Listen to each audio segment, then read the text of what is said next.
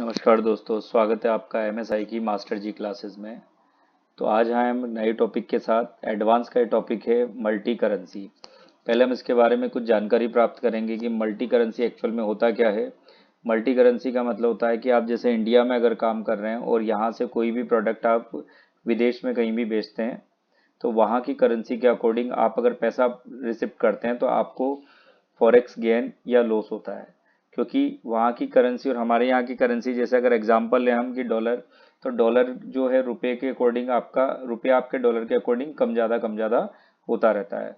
तो डॉलर की अगर प्राइस बढ़ती है और हमारी डील पहले कम प्राइस के अंदर ही हो गई थी, कम डॉलर के अंदर ही हो गई थी, और उस डॉलर की प्राइस नेक्स्ट टाइम बढ़ चुकी है जब हम पैसा रिसिप्ट कर रहे हैं, तो यहाँ पर हमें जो डिफरेंस होगा उसका प्रॉफिट होगा। लेकिन अगर इसका जस्ट रिवर्स हो चुका है, उल्टा हुआ है कि जब हमने माल सेल किया था तब आपकी मान लो 60 रुपए थी डॉलर की रेट, और बाद में 55 रुपए होगी, तो 5 रुपए कम हुई, तो हमें 5 रुपए इंडियन रुपीज के अंदर बात करें तो कम मिलेंगे, तो यहाँ पर हमें क्या होगा, लॉस। तो इसी चीज को एडजस्ट करने के लिए हम एक टॉपिक को समझते हैं जिसको बोलते हैं मल्टी करेंसी। तो आज हमने यहाँ मल्टी करेंसी के नाम से ही एक कंपनी बनाई है। यहाँ एड्रेस अभी मैं कोटा डाल देता हूँ क्योंकि हमारी कंपनी जो है वो इंडिया के अंदर ही है, इस वजह से। बाकी हमें कुछ नहीं करना, इसको कंट्रोल ए के साथ हम एक्सेप्ट कर देते हैं। यहाँ पर हमें कुछ भी नहीं करना, इसमें F11 जो की होती है उसको प्रेस करके भी आपको कुछ नहीं करना होता, तो वही विंडो है ये। अब यहाँ पर हमें क्रिएट ऑप्शन में जाएंगे हम, और यहीं पर देखो करेंसी नाम से एक ऑप्शन आपको नजर आ रहा है। सबसे पहले हम करेंसी जिसमें हम डील करना चाहते हैं उसको लगाएंगे हम।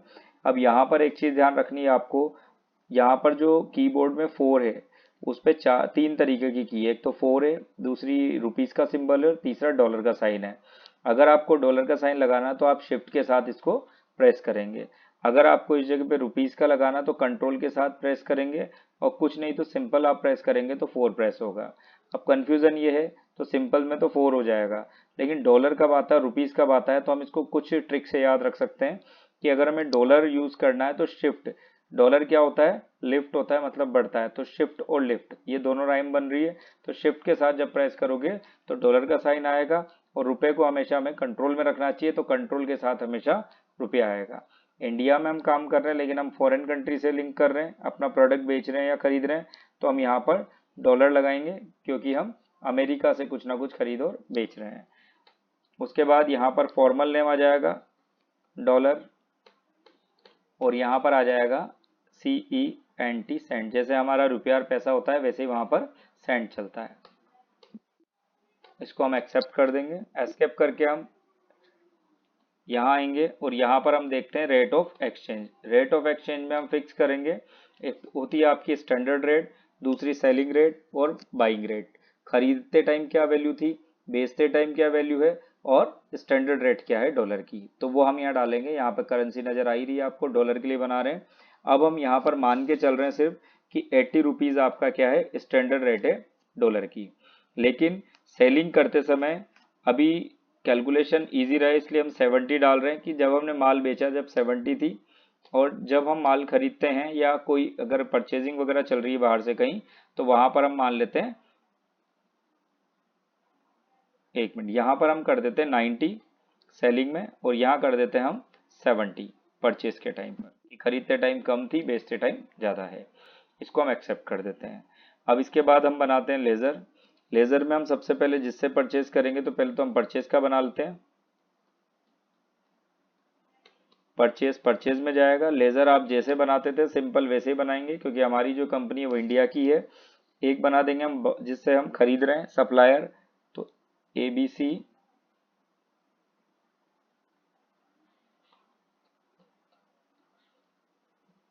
कंपनी, ये हमारा सनरी क्रेडिटर रखेगा। ये भी इंडिया का है इसलिए राजस्थान ही रहा है यहाँ पर स्टेट। दूसरा हम बना लेते हैं, किसी का भी नाम लिख देते हैं जो फॉरेन कंट्रीज में अगर कुछ भी है तो जैसे जॉर्ज ले लेते हैं हम, और ये बना देते हैं हम सनरी डेटर। इसको हम माल बेचेंगे, और इसको हम रख देते हैं, यहाँ से राजस्थान हटा देते हैं और यहाँ पर कर देते हैं यूनाइटेड स्टेट अमेरिका, और इसको हम एक्सेप्ट कर देते हैं। जिसे हम माल बेच रहे हैं उसको दूसरी कंट्री का रखना पड़ेगा हमें।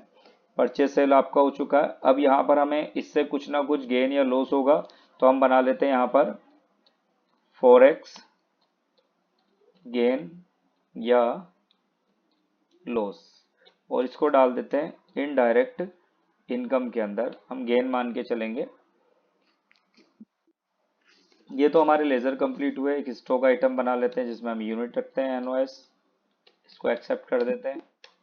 उसके बाद स्टॉक आइटम बनाएंगे हम, और स्टॉक आइटम में बना देते हैं जैसे हैंडी क्राफ्ट टॉयज, टॉयज बनाए जो हैंडी क्राफ्ट है, हाथ से बने हुए हैं, और इसको NOS में डालकर इसको हम एक्सेप्ट कर देते हैं। अब हम चलते हैं एंट्री करने में। तो सबसे पहले हम परचेज में एंट्री करते हैं और माल परचेज कर लेते हैं। सबसे पहले हम कंपनी का नाम लिखेंगे जिससे हम परचेज कर रहे हैं। यहाँ पर लिखेंगे हम परचेज,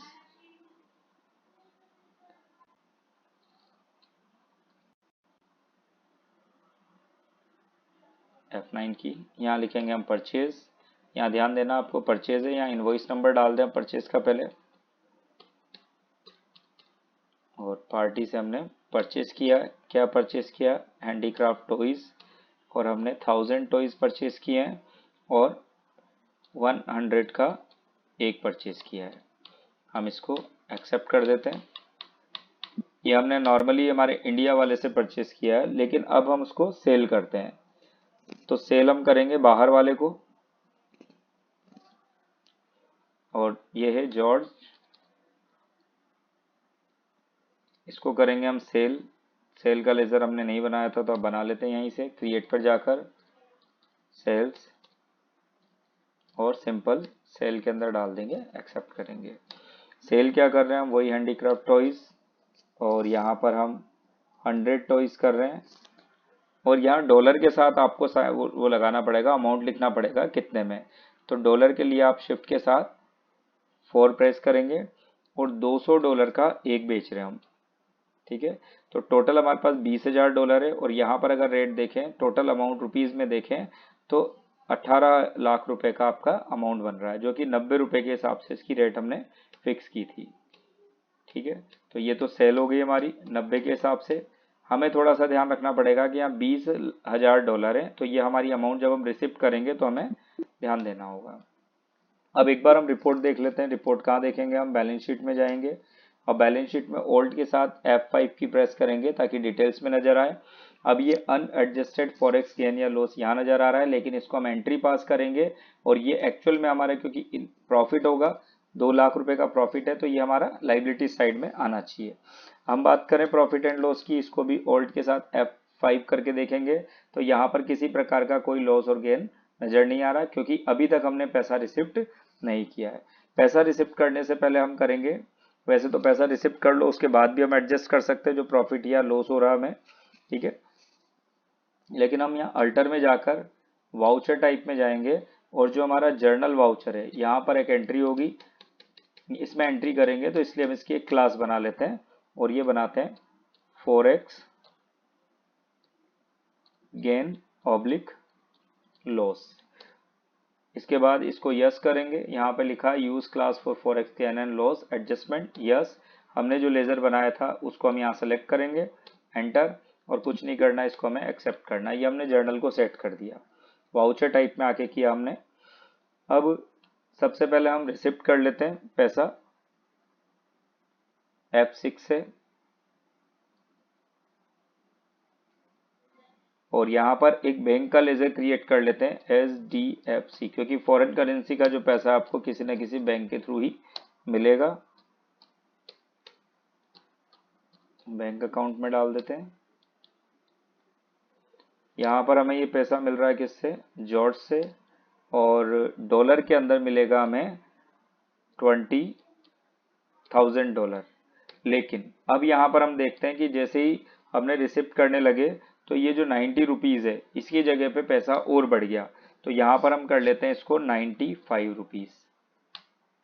तो अभी आप देखते हैं यहाँ पर डॉलर तो आपके टोटल कितने हैं? $20 ही हैं, लेकिन यहाँ अमाउंट इंडियन रुपीज में कन्वर्ट हो गया क्योंकि डॉलर की रेट 5 रुपये ज़्यादा इंक्रीज हो गई। तो अभी हम इसको एक्सेप्ट करते हैं और देखते हैं हमें कितने का बेनिफिट हो रहा है। तो इसको देखने के लिए हम जाते हैं गेटवे ऑफ टैली पर, बैलेंस शीट में जाते हैं, ओल्ड के साथ F5 की प्रेस करते हैं और देखें आप ये 1 लाख रुपए आपके किस तरफ आ गए, ये इस तरफ आ गए लाइबिलिटी साइड में, क्योंकि आपकी इनकम हुई है ये। अब इसको हम देखते हैं प्रॉफिट एंड लॉस में आया क्या है पैसा। तो प्रॉफिट एंड लॉस में अभी भी नहीं आया क्योंकि ये अनएडजस्टेड है। अब इसको हम एडजस्टमेंट करेंगे इसका। तो हम जाते हैं किसमें, वाउचर में। यहाँ पर हम प्रेस करते हैं F7 की और यहाँ पर गेन और लॉस को सेलेक्ट करते हैं, स्पेस बार जॉर्ज को सेलेक्ट करेंगे, ऑटोमेटिक अमाउंट आ चुका है और ये जो था इसको एंटर करना, इसके अलावा कुछ नहीं करना हमें। अब जाके देखते हैं बैलेंस शीट से गायब हो चुका होगा क्योंकि एडजस्ट हो चुका है।